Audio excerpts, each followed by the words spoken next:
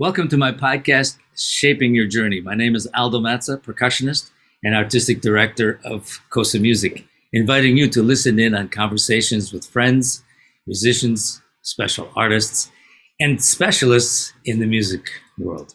Today we have Terri Lynn Carrington, who is a very long-time friend and someone I admire. And she's not only a great performer, great teacher, but a great person who's done so many things, and we'll hear more about that and the thinking behind it.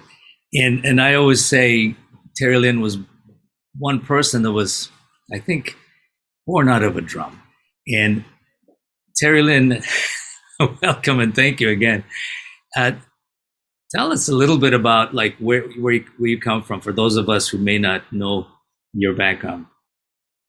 Well, I was born in Boston and started going to Berkeley when I was 10 years old. Actually, at 11, I got a full scholarship to the college. So I've been in the Berkeley system, so to say, for quite a long time. As now I've started an institute there called the Berkeley Institute of Jazz and Gender Justice. And I've been teaching there for about 16 years. And in Boston, I just played with a lot of musicians that came through town from New York and other places. My dad, he plays saxophone and my grandfather played drums. So my dad knew everybody really in jazz. So it was easy for me to get acknowledged and get a chance to sit in and play with a lot of these jazz legends because of my father. So that made things, I think, a lot easier for me than the average person because he gave me access. And then I moved to New York when I was 18 and started playing with a lot of different people, Clark Terry, Stan Getz, Pharoah Sanders. Then I moved to Los Angeles after playing a bit with Wayne Shorter. I made that leap to move to the West Coast and started doing some late night television. And just started working with Al Jarreau, Herbie Hancock, a lot of different people, and then moved back after spending 17 years out there. So nice. I've been doing mostly my solo career since I moved back. Yeah, and that's quite a trajectory. I remember I used to read Downbeat religiously, besides the drum magazines, and I remember being in late high school, early university, it was late high school, and reading about you winning a scholarship. And I think you were 13 or something, from my memory. I was 11, actually, when I got the scholarship. 11, okay. Sorry. But that's amazing that, I was so impressed as to how somebody that young, that was beautiful. So I kind of followed your path. Every time you do something, it's, oh, there she is again, and there she is again. So I've been a kind of a quiet fan of yours, doing all of these things. And then I was also a big fan of Arsenio Hall. I used to watch the show every night. I watched very little TV, but I loved what he did, and then musically bringing people together and creating his whole vibe. And you were playing drums on that show, and I thought that was fantastic. Having really opening up the mindset, which I thought was quite brilliant and very visionary, for lack of a better word. And then of course, when you were there, that's a pretty big show, and you had to make a decision to leave the show, if I remember. Oh yeah, I did, because I had a record out and I'd booked like a tour, promotional tour, and they had said I could leave for that and get a sub. It was 2 weeks, but then kind of when we got close to it, they didn't want me to leave, and they said if I left, they'd have to get a permanent replacement. So I had to make a quick decision. And so tell us. Yeah, that process. What makes that decision? Well, I think it's basically always betting on yourself. And you could get very comfortable doing the TV show. Bills were paid. I didn't have to go anywhere. I didn't have to leave town. It was kind of nice for the times that I've done that, because I've done 2 TV shows. The other one was Quincy Jones Vibe TV. But I felt like this was my shot, debut record, and I felt like I needed to support it.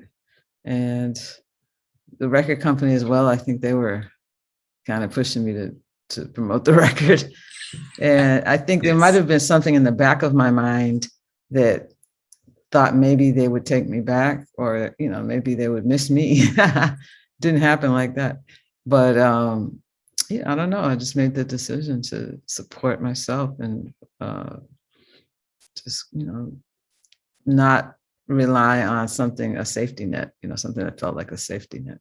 Yeah, kind of a leap of faith. I remember I was doing a regular national TV show here when I was touring with Repercussion, and the group was touring a lot. It was once a week, 19 musicians live, and I had the same thing. But in my case, it was one day a week. So I made an arrangement with our agents that I would fly back for the show, back and forth. So it worked, and I was allowed a sub. So I miraculously, the show lasted a couple of seasons only. So I never got a chance to get let go. Yeah. I didn't have to make that decision, but it's a tough one. It's a leap of faith, like in a case, in such a big show that you were doing. And they, from that, well, in your solo career, you've made a number of recordings. Some of them have Grammys. You've won some Grammys with them.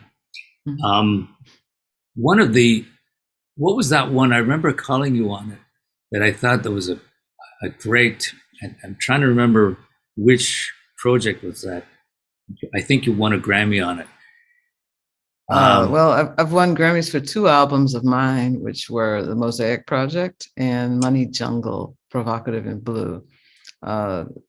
And then I won a 3rd Grammy for producing Diane Reeves' album, Beautiful Life. My first album that I actually left the TV show to promote, that was nominated for a Grammy in 1989. So I guess part of, my deciding to support my own career, paid off in that way. And then my last album, Social Science, it's called Waiting Game. That also was nominated for a Grammy. So but you're speaking of either the Mosaic Project or Money Jungle. I think it was the Mosaic Project, and you're always you're always exploring in music, bringing in history, and moving forward. It shows also in your playing. Your people you studied with were. Did you study with? Who was it at Berkeley at the time? Well, I didn't study drums when I went to Berkeley. I studied vibes actually. When I went full time. But I went since I was 11 just to take lessons, and piano lessons, drum lessons, and sometimes like an ensemble. So my teacher when I first started at 11 was Keith Copeland. And, yes, I actually took lessons with him. He was great. Yeah, he was really fantastic. And he was teaching me a lot of Alan Dawson's methods because he studied with Alan. And then my next teacher was Tony Tedesco.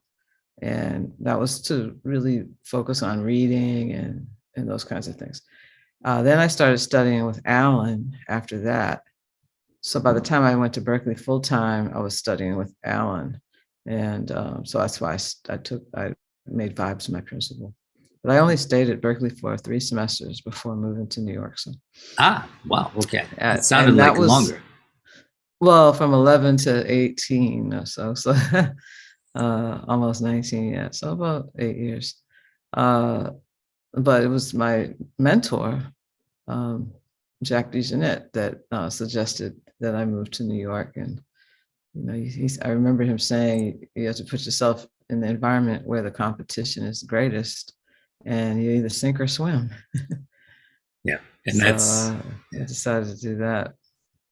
Yeah, no, that's, and I think you pretty well have to do that if you really believe, if that's your passion, if you have a burning desire, because it's, this is a great, we live in a great world of music, but you have to have the stomach for it, you have to have the personality for it, you have to have the lots perseverance. Of things. Yeah, lots of things other than playing drums. really lots of things shape your career and your ability to be successful in music. So much of it, I think the actual art, the artistic part is probably, I don't know, maybe 60%, maybe. And the other 40 is everything else. Yeah, no, that's true, and it's important. The rest of it is important. Otherwise, you can be a great player in a closet or in your basement or at home, uh, but if you're not able to communicate with people and be with people, and take the social pressures or the crazy things that may come up, or being fired from something, or a negative situation that sometimes is a blessing, you know. Yeah. I mean, and we all have those for sure. And sometimes people think, oh, he or she is so lucky they've done all this, and it looks like they've just been going up like an airplane. But there's always things that people don't see, that they don't, it looks one way from the outside, and there's always more to it. And I've really learned to never, well, my mother used to say, never judge someone until you walk a mile in their moccasins. But you just don't know all the things that are going on in people's lives and behind the scenes. And I've been learning that the older I get, because everything has gotten more and more complicated for me. And now I see some of the people that had complications in their lives that I didn't recognize before, you know what I mean? Yeah, and then you have to be sensitive to that, because we are all crossing paths with those people, and we are one of those people, right? In that field. Right? Yeah, there's a lot to it. That's what I mean. Talent isn't it? There's just so much more. But people, Lester Bow used to say to me, life will get you together. And I think that the longer you live, the more you see that we're all human, and that's the part that we're trying to connect with other people with our music, with their, we're trying to connect with their humanity, the things that bond us, opposed to the things that separate us. Yeah, I just had a thought. The time when we invited you, we did the coast of Miami, and you happened to be in Miami at that time, so you graciously came out. And someone said to me, like, it was funny because they didn't know you as a teacher. So when you were teaching the classes, someone came up to me and made the comment. He says, I knew Terri Lynn as a player, but I had no idea how deep she was. And I said, well, that's part of the success of somebody, being mindful, thoughtful, and going deep, because after a while, any shallowness that exists really vapors quite quickly if you don't have something concrete behind it. What do you think?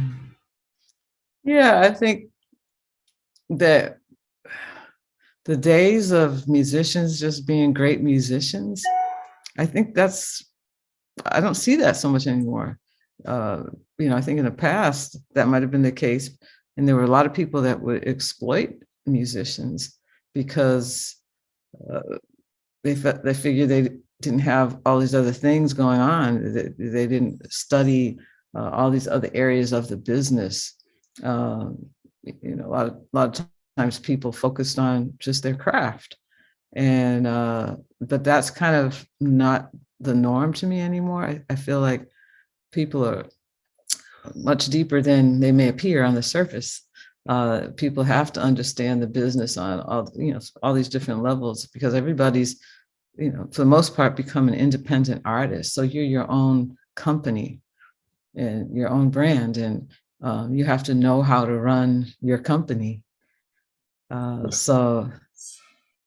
as far as being good at your craft, for somebody to be surprised at anything with me or anybody else really says something about them, because they made assumptions. And then, my being a woman, sometimes I have to wonder, would they have been surprised if it was somebody else? Sometimes that assumptions come that way as well. So we have to, I think we're living in a time period now where we have to really check ourselves with those things. We have to check our assumptions based on race, gender, uh, profession, you know, and just look at everybody's, I think, trying to be more holistic or not trying, but forced to be more holistic with how they approach, if you're a musician, uh, and you want to have a successful career, because there's so much competition out there. So if you're a musician and want to have a successful career, I think that you have to look at it holistically and look at all the moving parts and put it all together. Yeah, no, that's right, and I totally agree with you.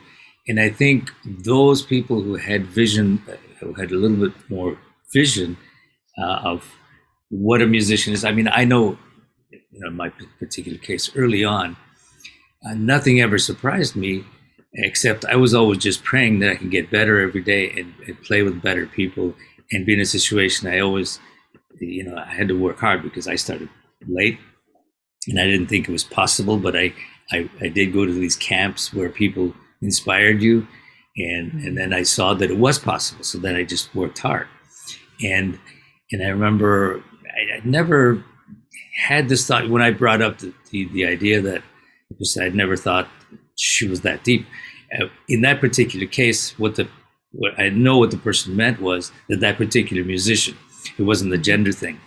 Although that happens, unfortunately, but I think less and less people are getting to an understanding, and those of us who will defend it will say, we clarify it. I remember when I was going to the Jamie Aebersold camps, it was when I would arrive every summer, I would go to a percussion camp, a marimba camp, and Jamie Aebersold camps. And I would arrive, and there was this girl from, I can't remember her name or where she was from, but she was so good. And we'd do the auditions, and she'd get the first into the first band. I said, "Oh, damn, she's back." Meaning, oh no, I got to work twice as hard. And I had, I had so much respect because she was such a great player, and I would learn a lot just watching her because she was like miles ahead of me, musically speaking. So I had never dealt with that on that level. To me, it was somebody great or not there yet. So when these other issues started coming up, I said, really? So I said, oh, I better understand this because my mind doesn't think like that. So I had to be more aware of, yes, it's reality, and I would see what happens. But that leads me into another question for you. You started this organization at Berkeley about gender equality, which I found very interesting. Do you want to talk a little bit about that and what made you decide to do it? Sure. Well, I think I've had a very good career over the last 40 years, but I don't have enough women peers. And I wasn't really paying attention to that and wasn't trying to address that, which means I was somewhat buying into the patriarchal structure of it all. And I was somewhat comfortable, I guess, without acknowledging that. I didn't think about it. But if I look back, I must have been comfortable, being an exception, being one of the only women, doing something, that's considered, a peer with so many men. And there's something wrong with that. But I didn't look at it like that. And then one day I did, and I saw how wrong it is. And I'm, shocked that I didn't see it earlier. But because I didn't really see it earlier, I still understand or have, how do I say, compassion, or, I don't get but so angry with people that still don't see it, because I see how long I went thinking that was normal. And actually, it's not normal at all. There's nobody that has a right to play the drums more than somebody else. So if that's what's happening, why is that? And why doesn't everybody see that that's wrong? So, gender justice work is not for women, it's for everyone. Everybody has to Exactly. address a problem because it's a social justice issue. And that's why I say gender justice and not equality. And I'll encourage you to do the same, because you can have equality and equity. And this is what Angela Davis taught me. You can have equality and equity without changing the conditions that created the inequality and inequity in the first place. So when you use the word justice, it implies transformation. And that's what we're trying to do, transform the culture. That's why people say racial justice opposed to racial equality or racial equity, you know? So it's a similar thing. And I started talking to some students at Berkeley, and they were explaining some of their problems and things they were dealing with. And I think I just got mad. I was like, wow, like how that never happened to me. I wish it had, then I could, you know, check Right. someone. But, you know, my personality was also such that I was very, you know, I guess in some ways confident. I think we all have a degree of being insecure in certain areas. But for the most part, I was fairly secure and how do I say, not shy or not timid. So I think, you know, just because of my personality, people didn't try to take advantage of me or you know, step to me incorrectly or disrespectful. And you can't expect every woman to be that way, or every man, and nor should anyone have to be a certain way just to pursue a career in music. So once I really understood that, because I think we go through life thinking everybody's like us or everybody should be like us. I mean, not should be, but you're looking through your own lens. Yeah. And you know, have to recognize that people are different. So somebody that's shy or quiet or doesn't always speak up for themselves, does that mean they shouldn't play? Yeah. You know what I mean? It sounds crazy, right? When you actually look at it like that, it sounds ludicrous.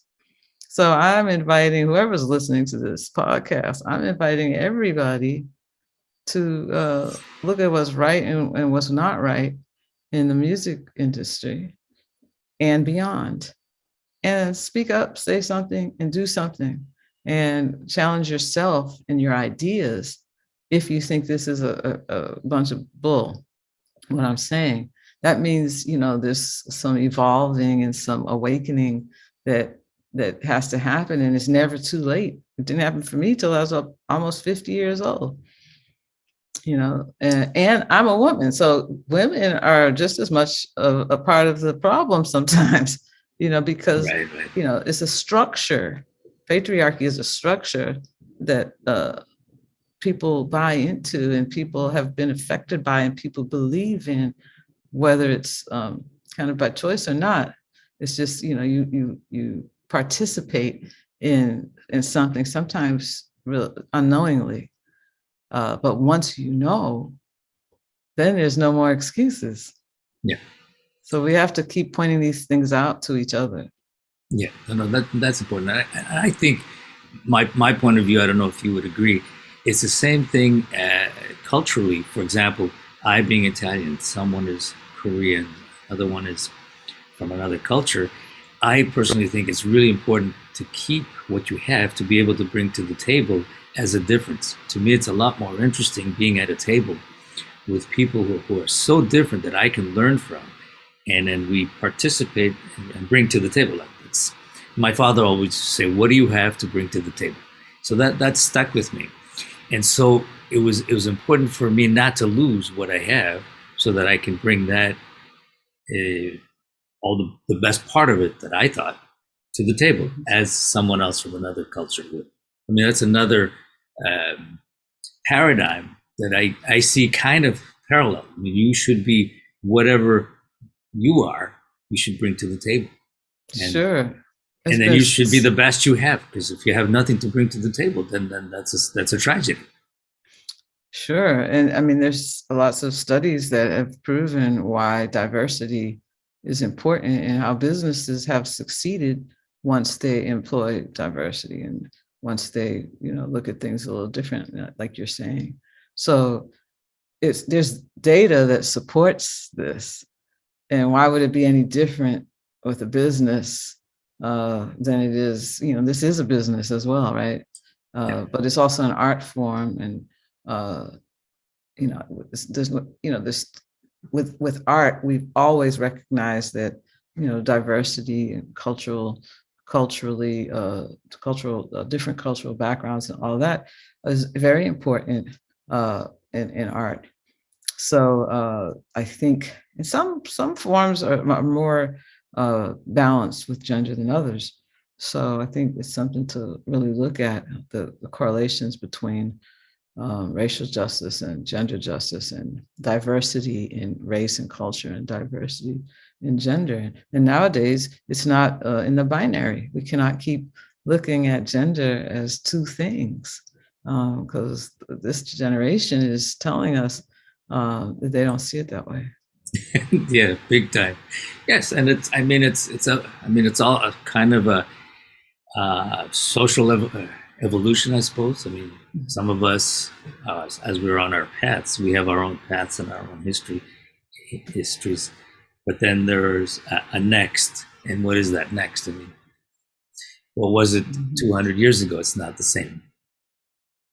100 years ago. Yeah. So, yes. so yeah. We can look back and see how things have changed. So we have to see these changes coming. Oh, yes. And there are going to be a lot more, I think. But the nice thing is that, that we can say, I mean, music and being what it is, I mean, it's such an incredible gift. And it's also a universal language that we can go all over the world. And the moment you play with anybody, you may not speak the language, but the moment you play, everybody understands. Sitting Absolutely. there, playing there, either actively or passively, you're in that same conversation. Yeah, that's the beauty of art in general. You don't have to speak a verbal language to appreciate, and you can see what's happening or hear what's happening in someone else's culture without understanding their speaking language, which is wonderful. Amazing, actually. Every day I see that's just incredible. Are you working on a project now, a musical project, another recording, by any chance? Yes, I am currently working on an album called New Standards, and it's music from a book that will be released in September this fall. And the music is 101. The book is called New Standards, 101 Lead Sheets by Women Composers. And on the record, I chose 12 of those songs and recorded them. So I'm excited, about this project, because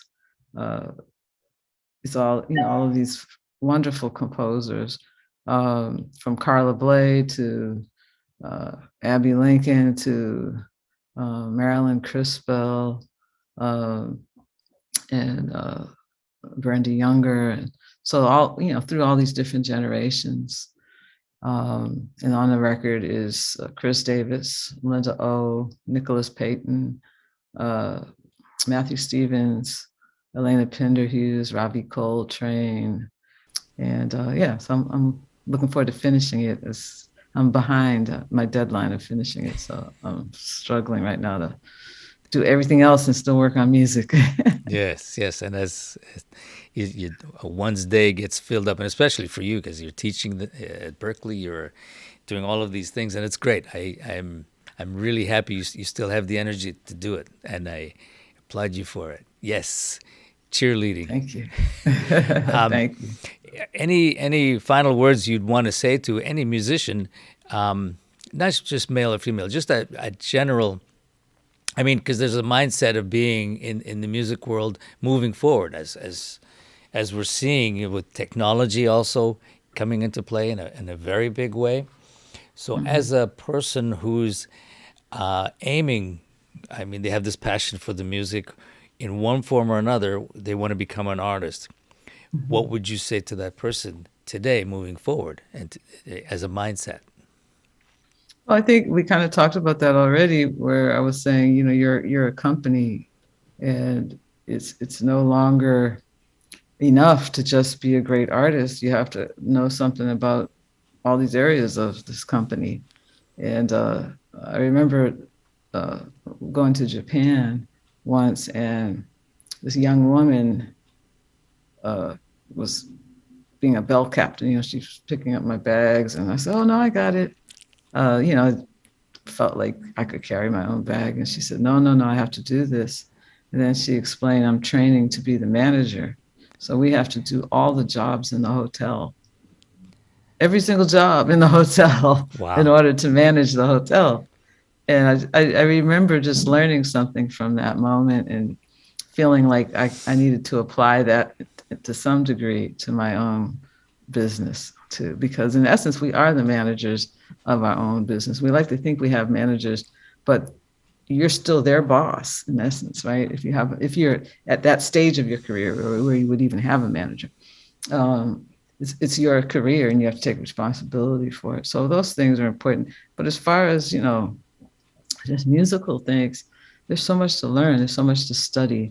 That part's never done. And you can do it different ways. You don't always have to study behind your instrument or holding your instrument. But you're studying all the time, through your listening, through your conversations, through your reading. And the more you study, even outside of music, it affects your music. If you're writing music, how do you have a narrative? What are you writing about? You have to expose yourself to so many things outside of your comfort zone, things outside of your wheelhouse, so that you have something to say. And things outside of your own culture, affect you. So, yeah, that's what I would say. Yeah, no, that's beautiful, and I think it's important now more than ever, and at the speed of things, also learning, like you didn't say the word business of it, but the record sales, or streaming, or all of that kind of business. How do you represent itself? How do you protect your intellectual property? How do you all of that stuff? I think we're all. I mean, if you want to be a serious part of this for the long term, I mean, we have to learn all of these things. I mean, no matter how much we think we learn, is never enough, because now the evolution cycle is so rapid. I mean, then we go into the metaverse. This is another problem coming up, or situation coming up, I should say. Interesting one. Yes. Anyway. There's so much Yep. much to be concerned with. Yes, and staying alive and keeping your music alive. Terri Lynn, Yeah. thank you so much for taking the time. I really appreciate it. And there's so Thank much you. more. We could go on for days, but I know you're super busy. We'll catch up, and we'll hear some more in the future. Thank you, Aldo. Thanks for having me. Thank you. To be continued.